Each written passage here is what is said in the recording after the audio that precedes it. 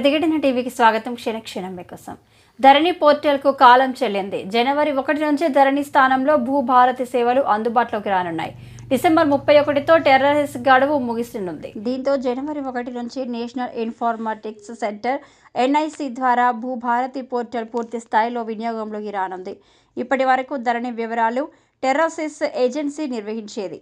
ఆ సమాచారాన్ని national informatics సెంటర్కు ట్రాన్సిట్ చేయనుంది టెర్రసిస్ ఏజెన్సీ. దీంతో ధరణి మాటున భూముల కొల్లగొట్టిన వారిని వెలికి తీసే పనిలో నిమగ్నం కానుంది ప్రభుత్వం.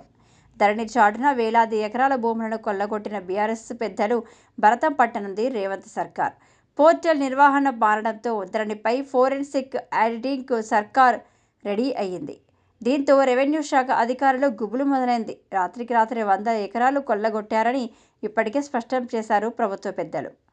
అర్ధరాత్రి వేళ ఎవరు లాగిన్ అయ్యారు, ఏ సర్వర్ నుండి ఏ ఐడి అడ్రస్ లావాదేవీలు చేసేవారు, ఏ సర్వే నంబర్ నిషేధిత జాబితా నుండి తొలగించారు అనే అంశాలపై ఫోకస్ చేయనుంది. ఫోరెన్సిక్ ఆడిట్లో ధరణి లావాదేవీలు ట్రాన్సాక్షన్ హిస్టరీ ద్వారా కీలక విషయాలు వెల్లడి కానున్నట్లు ప్రభుత్వ వర్గాలు భావిస్తున్నాయి.